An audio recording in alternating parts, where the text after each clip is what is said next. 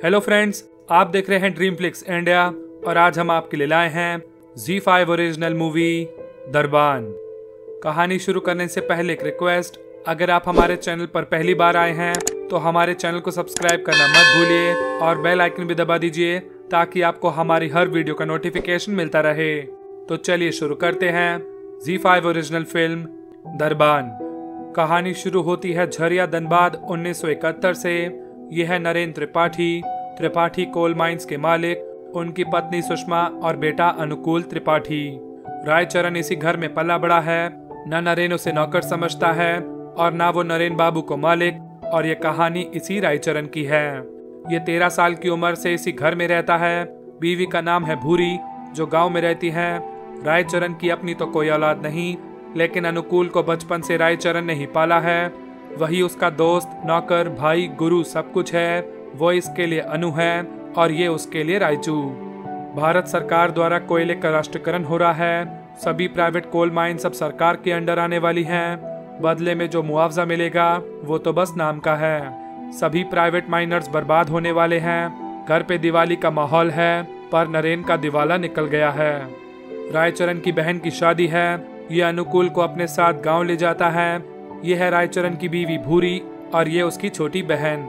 जब ये शादी के बाद हवेली लौटते हैं तब तक झरिया की सभी 200 माइंस सरकार के अंडर आ चुकी हैं। त्रिपाठी कोल माइंस अब BBCL हो गई है। पैसों की तंगी के चलते सभी नौकरों को काम से निकालना पड़ा। गाड़ी और हवेली भी बिक रही है। त्रिपाठी परिवार झरिया छोड़कर जा रहा है और रायचू अपने छोटे बाबू अनुकूल से बिछड़ जाता है। अब कहानी 20 साल आगे बढ़ती है। अनुकूल रायचरण से मिलने आता है। यह अब एक IFS ऑफिसर है। इसने दोबारा हवेली खरीद ली है। नरेन बाबू तो हवेली छोड़ने के 1 साल बाद ही गुजर गए थे। अब सुषमा माँ जी के साथ अनुकूल का परिवार हवेली में रहने लगा है। यह है अनुकूल की बीवी चारुल और बेटा सिद्धांत, पर रायचरण और भूरी आज भी बेऔलाद हैं। अनुकूल इसे हवेली बुलाता है। भूरी कहती है बस मिलकर लौट आना, पर इसके लिए तो हवेली जैसे इसका अपना घर और नरेन बाबू का परिवार इसका अपना परिवार। अनुकूल का रायचू अब सिद्धांत का चन्ना है। 4 महीने यूं ही बीत गए हैं। अब तो बस सिद्धू और चन्ना की मस्ती से हवेली में रौनक रहती है। रायचू इसे पार्क में घुमाने लाया है। ये इसके लिए तालाब से फूल तोड़ रहा है और पीछे से सिद्धू न जाने कहां गायब हो जाता है। सालों बाद इतना भयंकर तूफान आया है। चारुल बहुत परेशान है और रायचू भी उसे हर जगह ढूंढ रहा है। पुल पर खिलौना देख के समझ जाता है सिद्धू डूब गया। रायचरण उसे ढूंढने के लिए पानी में कूद जाता है, पर पानी में उसका जूता तो मिलता है पर सिद्धू नहीं। सिद्धांत डूबकर मर गया है, पर चारुल को लगता है रायचरण बेऔलाद है, इसीलिए इसने इसका बच्चा चुरा लिया। रायचरण को पुलिस लेकर जा रही है, पर अनुकूल उसे छुड़वा देता है। ना बच्चे की लाश मिली, ना उसके जिंदा होने का सबूत। रायचरण अपने गाँव वापस लौट आया है। दिन में खेती करता है और रात को नौकरी, लेकिन जिंदगी में एक पल का भी चैन नहीं। कई महीने बीत गए हैं, लेकिन रायचरण आज भी सिद्धू का खिलौना देख अपने आंसू नहीं रोक पाता।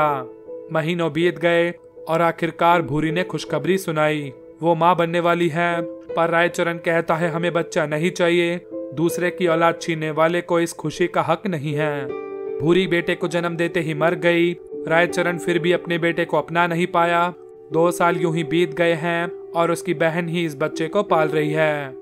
कोई नहीं समझ सकता रायचरण पर क्या बीत रही है। इसे अपने बच्चे में सिद्धू नजर आता है, इसीलिए उससे नजरें मिलाने में भी डरता है। लेकिन आज इसका बेटा अपना पहला शब्द बोलता है चन्ना। इसे लगता है इसे अपने छोटे बाबू मिल गए। अब ये इसके साथ वैसे ही रहता है जैसे सिद्धू। इसे लगता है भगवान ने इसे प्रायश्चित करने का मौका दे दिया। रायचरण ने इसे सिद्धू का नाम दिया। ये अपने बेटे का ही नौकर बन गया। 11 साल यूं ही बीत गए। वो इसे चन्ना बुलाता है और ये उसे छोटे बाबू। रायचरण का परिवार पूरा हो गया है। इसे अपना सिद्धू मिल गया और आज भी भूरी इसे नजर आती है और हर छोटी बड़ी बात ये उससे साझा करता है। सिद्धू को इंग्लिश मीडियम स्कूल में पढ़ाता है, अमीरों के बच्चों की तरह पालता है। बहन इस बात से बहुत नाराज होती है। कोई अपने बेटे को छोटे बाबू कहता है क्या? ये तुम्हारी औलाद है, मालिक नहीं। लेकिन रायचरण के लिए तो सिद्धू नरेन बाबू का पोता है। आज स्कूल में इसे मिलता है शिवदयाल। ये भी कभी नरेन साहब का नौकर था, पर अब कलेक्टर साहब की गाड़ी चलाता है। शिवदयाल इसे अनुकूल बाबू के बारे में बताता है। उनके साथ बहुत बुरा हुआ। कोई कहता है उनका बेटा डूब गया, कोई कहता है किसी ने चुरा लिया, लेकिन उनका परिवार अधूरा रह गया। शिवदयाल सिद्धू को इसे अपने पास देख सवाल करता है, क्या ये सचमुच तेरा बेटा है और इस स्कूल में पढ़ता है? रायचरण उस पर भड़क जाता है और सिद्धू को लेकर वहां से चला जाता है। रायचरण कारखाने में भी वही सब सोच रहा है। सिद्धू को खो देने के डर से इसे भ्रम होता है कि शिवदयाल इस पर इल्जाम लगा रहा है, तूने ही अनुकूल बाबू का बच्चा चुराया है, मैं बाबूजी और पुलिस को बता दूंगा कि तू बच्चा चोर है। रायचरण ये सोच सोच पगलाए जा रहा है और छोटे बाबू से बिछड़ जाने के डर से ये रातों रात अपना खेत बेचकर गैंगटॉक भाग आता है। सिद्धू वहीं के स्कूल में पढ़ने लगा है। रायचरण भी दिन में होटल में दरबानी करता है और शाम को टोपियां बेचता है। कल स्कूल में पेरेंट टीचर मीटिंग है। प्रिंसिपल कहते हैं सिद्धू बहुत ही ब्राइट स्टूडेंट है, इसे आगे की पढ़ाई करने के लिए विदेश भेजना। यह सब सुन रायचरण सोच में पड़ जाता है। सिद्धू बचपन से ही कंप्यूटर लेना चाहता था।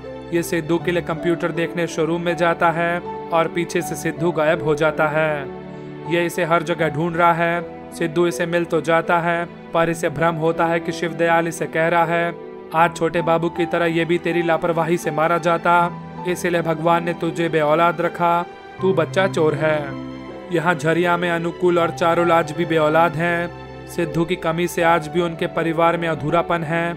अचानक रायचरण इनसे मिलने आता है। ये चारुल से कहता है, हमने झूठ बोला था, छोटे बाबू जिंदा हैं, हम बेऔलाद थे इसलिए आपका बेटा चुरा लिया, हम उसे जल्द ही लौटा देंगे। ये सिद्धू को भी समझाता है, तुम्हारे असली माँ बाप कोई और हैं, हमने तो बस तुम्हें पाला है। ये इसे समझा बुझाकर हवेली ले जा रहा है। रास्ते में तूफान आता है। सिद्धू पानी में गिरकर डूबने लगता है। रायचरण इसे डूबने से बचा लेता है और इसे लगता है एक तूफान ने इसे मालिक का बेटा छीना था, दूसरे तूफान में इसे मालिक का बेटा मिल गया, आज इसका पश्चाताप पूरा हो गया। रायचरण अब सिद्धू इन दोनों को लौटा देता है। माँ बाप को अपना बेटा मिल गया। रायचरण चुपचाप वहां से लौट गया। 10 साल यूं ही बीत गए। न कभी इसने सिद्धू से मिलना चाहा, न कभी उन्होंने इसे संपर्क किया। रायचरण की जिंदगी की तरह उसका घर भी वीरान हो गया।